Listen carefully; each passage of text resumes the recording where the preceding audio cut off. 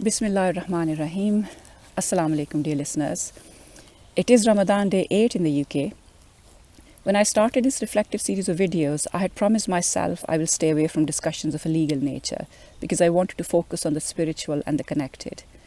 I wanted to set out for you ways of situating yourself in the Qur'an, soaking up its beauty and its empowering messages. But the other day, someone specifically asked me to talk about the prohibition of Riba or usury in Islam. My intention is to inshallah record a separate series on Riba, given the depth and complexity of the topic and its relevance to our modern living. But I am going to devote 2 short videos to this topic in this current Ramadan series. In keeping with my original intention though, I will only tease out the history of Riba and the spiritual and moral dimension of this prohibition. Let me start with a brief outline of the ancient history of Riba. I have a chapter on this in my doctoral thesis, which you can read if you would like to see more detail, but I'll only pick out some key points. Anthropological research shows that interest rates emerged around 2700 BC, which is about 5,000 years ago from today. David Graeber's best-selling and very readable book, titled Debt: The First 5,000 Years, covers this history.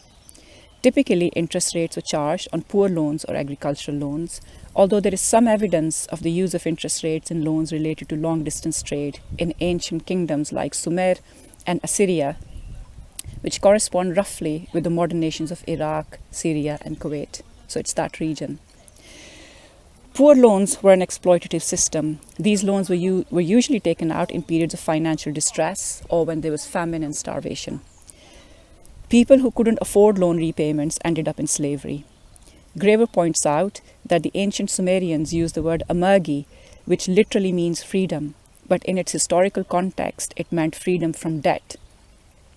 Amergi was freedom from debt. The practice of rapine was also common. This means taking goods by force. Poor borrowers often experienced violence, and their valuables were forcibly taken from them to settle the debt. Like the lenders would take their cattle, the millstone with which they ground wheat to turn it into flour and bread, and even their women and children were taken into debt slavery.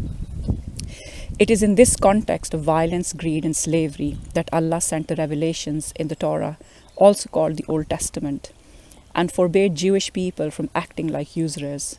Let me share some verses which I will read from the authorized King James Version of the Bible, which includes the 5 books of the Old Testament. In the book of Exodus, which is roughly dated to about 9th century BC, Allah says, "If thou lend money to any of my people that is poor by thee, thou shalt not be to him as a usurer, neither shalt you lay upon him usury." This is Exodus chapter 22, verse 25. The Hebrew word for usury in this verse is neshech, which means bite. It shows that the borrower experiences usury as pain, as a bite. Here Allah is telling Jewish people that one must not extract profit from poor people through lending, because it is like biting them. The next 2 verses in this chapter are very moving, for they tell us that usury is oppressive, and Allah hears the painful lament of the oppressed and the downtrodden. So here are verses 26 and 27 from chapter 22 in Exodus.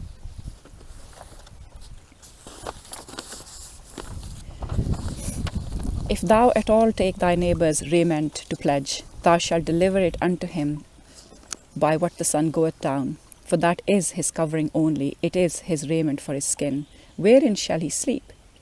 And it shall come to pass, when he crieth unto me, that I will be here, for I am gracious." Let me explain. Clothing was highly valuable in those times. So Allah says, firstly, don't take it as a pledge for a loan. If you do take it as a pledge, then return this to the borrower in the evening so he can sleep in warmth. Imagine how concerned Allah is here. He doesn't want people to feel cold. Allah then warns the usurers that when the oppressed and the poor cry out to him in pain, he listens to them. When Prophet Nehemiah took charge in the ancient city of Jerusalem and started to rebuild it, this is around 465 BC, he saw a major social crisis. The people of the city complained to him about their suffering. Here I am reading from the book of Nehemiah, chapter 15, verse 1 to 5. "And there was a great cry of the people and of their wives against their brethren, the Jews. For they were that said, We Our sons and our daughters are many. Therefore, we take up corn for them, that we may eat and live. Some also there were that said, we have mortgaged our lands, vineyards, and houses, that we might buy corn because of the dearth. There were also that said, we have borrowed money for the king's tribute, and that upon our lands and vineyards. Yet now our flesh is as the flesh of our brethren, our children as their children. And lo, we bring into bondage our sons and our daughters to be servants, and some of our daughters are brought unto bondage already. Neither is it in our power to redeem them, for other men have our lands and vineyards. This striking verse sets out the crisis so well. People need to buy corn to eat, to live. There is a famine in the city and they cannot afford to buy corn, so they have taken out loans and pledged their lands and vineyards. They also have to pay taxes to the king. Yet they are already so deep in debt that the children are born into slavery, in debt bondage, and their daughters have been taken away from them as slaves. And these helpless people cannot even settle their debts. Why? Because the source of their income, the lands and the vineyards, have already been confiscated by the lenders. This is a story of utter horror. It tells us that, along with war, debt was also a key driver of enslavement in ancient societies. Lenders were merciless and cruel, like the loan sharks in our villages today. The South Asian industries, where children are still born into debt bondage in the 21st century, and the sex traffickers across the globe who sell women into slavery, even today. I want to conclude by bringing to your attention two Asbabul Nuzul reports. These are occasions of revelation reports that sometimes help us understand the socio-historical context of the Qur'an, particular sections of the Qur'an at the point of revelation. These Asbabul Nuzul shed light on the practice of Riba in Makkah, where the Qur'an sent the first revelation about Riba in Surah Ar-Rum. These Asbabul Nuzul reports are in reference to verses. Some of these Asbabul Nuzul reports are in reference to verses 278 and 279 of Surah Al-Baqarah as well. So I'll read out both. Commentators have differed as to the people intended in these verses. Wahidi reports that according to Ibn Abbas, they were sent down concerning two tribes in Makkah, Banu Umair of the Saqif and Banu al-Mughira of the tribe of the Makhzum. Banu al-Mughira paid usury to Banu Umair before the conquest of Makkah. Thus, when Makkah was conquered, two people came to the governor of the city to judge among them. Banu al-Mughira said, "Why have we remained the most miserable of men through usury? It has been forbidden for all the people except us." Banu Umair argued that it was agreed that they retain their interest. The governor wrote to the Prophet concerning this problem, and thus God sent down these verses. And here is the second report. According to Ata and Ikrimah, the verses were sent down concerning Al-Abbas ibn Abdul Muttalib, the uncle of the Prophet, and Uthman bin Affan, the third caliph. It was that they lent someone dates, and when the time came for the man to pay them back, he said, "I shall not have enough to feed my children if you take all your share. Would you therefore accept half now and postpone the other half, which I shall double for you?" They agreed.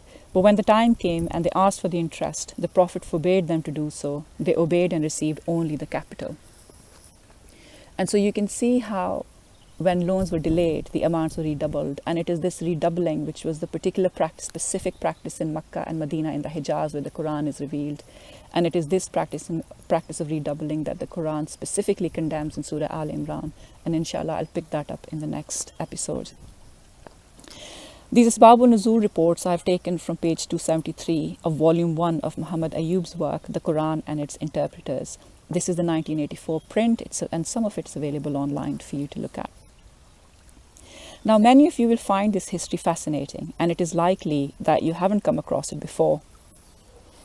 It feels new because scholars of Islamic finance have not engaged with this history or made it part of their discussions on Riba. As a result, their understanding of Riba does not match up with the Quranic text at the point of revelation. The key reflection for today is that to understand Quranic laws better, we need to first understand them in their original historical setting to see what problem they were trying to address. Only then can we identify the wisdom or the hikmah of these laws and bring that hikmah to our legal methods today so we can make the most of Qur'anic guidance. This is a theory of interpretation given by the late Fazl Rahman, a great scholar of Islam. And by the way, he had to flee Pakistan because the traditionalists didn't like him. And traditionalists don't like history because it undermines their authority and power. Assalamu alaykum.